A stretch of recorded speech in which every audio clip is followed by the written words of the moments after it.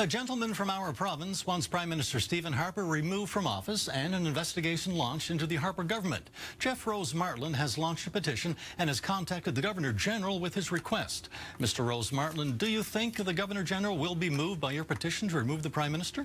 I hope so, Larry. I think what's really needed here is for all Canadians, certainly as many Canadians as are frustrated with this government, to sign this petition. And if we all get together, the Governor-General won't have much choice but to pay attention to us. Certainly the Prime Minister is not paying attention to us. What are some of the offences you're charging the Prime Minister with? Amongst other things, violations of the Privacy Act, violations of the Human Rights Code, violations of the UN Charter or UN Declaration of Human Rights.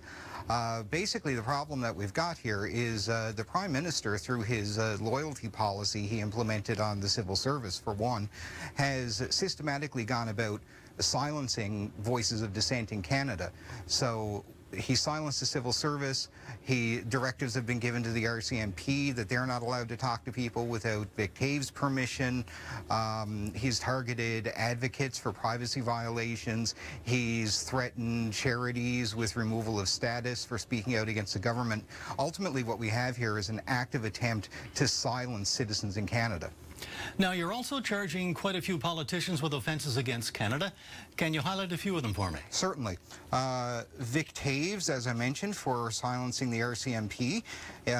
Steve Perrant, the Minister of Veterans Affairs, for authorizing or failing to prevent or failing to respond appropriately to the targeting of veterans and veterans advocates by the Ministry for privacy violations.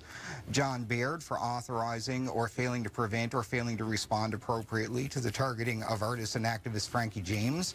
Bernard Valcourt for authorizing or failing to prevent or failing to respond appropriately to the targeting of First Nations advocate Dr. Cindy Blackstock. And the list goes on from there. I mean, what we have here is a concerted effort on the part of the Conservative government to find people that disagree with them, violate their privacy, follow them around, interfere with their lives, target their families in the case of several veterans. It's just appalling what has been done. And not only is all of this illegal, it's also completely contrary to the fundamental ideas of responsible government. Mr. Rose-Martland, you launched the petition on Sunday. How many signatures are you hoping to get? I would like to see 34 million, but that being the entire population of Canada, I suspect that's probably overly optimistic. I can tell you that as of now, we're coming up on 500 signatures, which for the first 24 hours is pretty good. And the rate of signatures has been climbing throughout the day, so I expect we're going to see a lot of Canadians sign. I have one final question for you, sir. I sense a feeling that you feel you may suddenly become unreachable, I should say, after today. Why is that?